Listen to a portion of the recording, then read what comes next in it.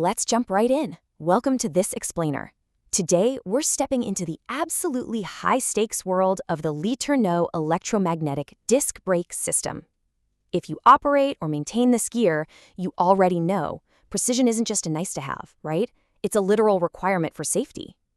We're going to break down the exact standards from SOP 307, taking those complex mechanical relationships and turning them into crystal-clear, actionable steps so you know exactly how this assembly works.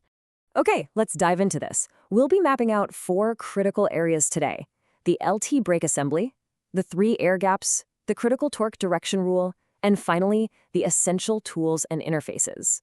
Section 1. The LT brake assembly. Fail-safe foundations. So what exactly makes this a fail-safe design? It's actually pretty brilliant. The default state of the Letourneau brake is to hold completely secure when there's absolutely zero power. When the system is de-energized, you've got these heavy-duty springs physically compressing the disc pack. That compression means the brake is solidly set. To move anything, you have to actively introduce electricity. When you energize it, a massive electromagnet literally pulls the outer magnet ring away from the pack, fighting the force of those springs. And that is what releases the brake. Think about it. If you suddenly lose power on the rig, those springs instantly take over and clamp down to secure the load. It's an incredibly reliable, hardwired mechanical safeguard. Let's look at how that actually plays out mechanically, referencing the components from Figure 5 of the manual. Imagine you're starting right at the motor and working your way outward. First up, the brake hub. That's item 16. This hub spline drives the entire disc pack. And that pack? It's basically a heavy-duty sandwich made of alternating lined discs, item 21, and steel discs, item 22. These are the actual friction surfaces getting compressed by the springs to create your holding torque. Next, we hit the magnets. The inner magnet ring, item 23, is totally stationary. It doesn't budge. But the outer magnet ring, item 28, is dynamic. That's the piece that physically moves outward when the electromagnet fires up, pulling away from the discs so they can spin freely. Finally, capping it off on the outside, we've got the adjusting screws, item 32. You'll be using these to set your operational air gap. Now, while we're visualizing the whole setup, I gotta give a quick shout out to the joy plug. This is the main electrical connector sitting right on the assembly. During your pre-rig move operations, you're gonna connect your brake popper tool directly into this plug. It's your literal physical control interface for energizing the whole system.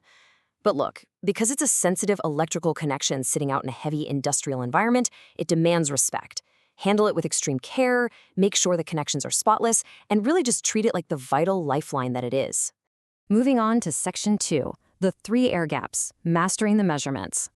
Now, what's really interesting and honestly notoriously confusing in the manual are these air gap specs. Mixing these up leads directly to brake failure, no exaggeration. The SOP clearly separates 3 distinct states, and it all depends on what the brake is doing and where it physically is. First, when the brake is set, meaning no power, and it's installed on the motor, you measure at the adjusting screws. The tolerance here is super tight, a minimum of 0.070 inches to a max of 0.090 inches. That's your day-to-day operational setting. Second state, when the brake is energized while installed on the motor, you shift your measurement to between the magnet rings themselves. That gap has to open up to exactly 0.125 inches. And finally, state 3. Let's say you have the whole assembly sitting off the motor, just resting on your workbench. The gap between those magnet rings must also be set to precisely 0.125 inches. Same measurement as the energized state, but a completely different scenario. Let's stick with that 0.125-inch measurement for a second, because it's definitely doing double duty here. When the brake is installed and powered up, 0.125 inches is the exact travel distance the outer magnet ring needs to clear the discs. But when you're setting up the assembly on a workbench with zero power, you're essentially preloading that exact same gap. Now, on the workbench, you don't use the main adjusting screws to get this precise measurement. Instead, you achieve it by using the 3 specific studs, item 24 and nuts, item 29, that sit right next to the adjusting screws, locking them down with a second set of nuts. Okay, so what about when the brake is actually mounted on the motor, and you need to dial in that operational gap to sit right between the 0.070 and 0.090 inch tolerance? Well, it's a very methodical 4-step process. Step 1, slightly loosen the 3 cap screws, which are item 31. Step 2, carefully rotate your adjusting screws, item 32, to physically change the gap distance. Step 3, lock it down by retightening those cap screws. And step 4, this is absolutely critical. You must recheck your measurement with your feeler gauges, and then repeat the entire process at all 3 screw locations around the housing until your readings are perfectly consistent. You absolutely cannot just adjust one side and walk away. That magnet ring has to pull evenly across the board. Section 3. The Critical Torque Direction Rule, High Stakes Application. Listen up, because this is absolutely the highest stakes application we're going to cover today. There is literally zero margin for error here. So the crucial point is this: if you apply torque in the wrong direction, you are mechanically storing energy in the system that acts completely opposite to the brake's holding direction. It might feel nice and tight to your wrench, and it might even look perfectly fine. But the very second that system is put under a real-world load, the brake will fail. We're not talking about a might fail situation. It will fail. That's exactly why verifying your direction before you ever put a wrench on the equipment is totally non-negotiable. So to make sure you never ever get this wrong, you've got to spatially anchor yourself every single time. Here is the golden rule. Walk up and face the motor opening directly. Now find the outboard side of the gear unit. The outboard side is simply the side farthest away from the center of the leg. If that outboard side is on your left, you have to apply your torque clockwise. But if the outboard side is on your right, your torque must be counterclockwise. Left means clockwise, right means counterclockwise. Always figure out your outboard side first. If you're ever even slightly unsure, stop.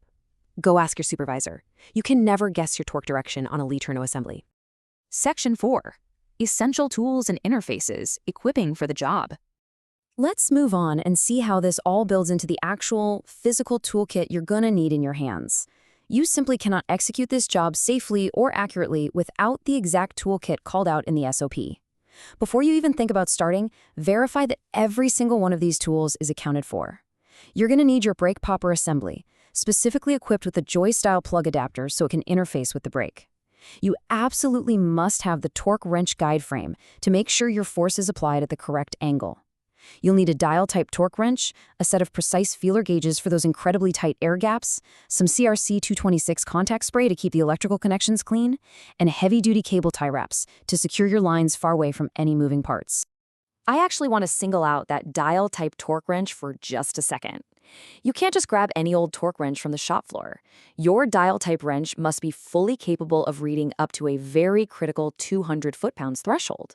If the wrench you grabbed maxes out at, say, 150, put it back. It's the wrong tool. You absolutely need that 200 foot-pound capacity to safely and accurately secure the assembly right to spec. All right, we've covered the fail-safe springs, we've gone through those ultra-precise air gap specs, and we broke down the strict left versus right torque rules. It all comes down to one simple, incredibly high-stakes question. Are your brakes set to hold, or are they rigged to fail? Out there on the rig, the difference between those two outcomes relies entirely on your absolute attention to the details we just walked through. Memorize those air gaps, respect the joy plug interface, and always, always verify your torque direction. Thanks so much for joining me for this explainer. Stay safe out there.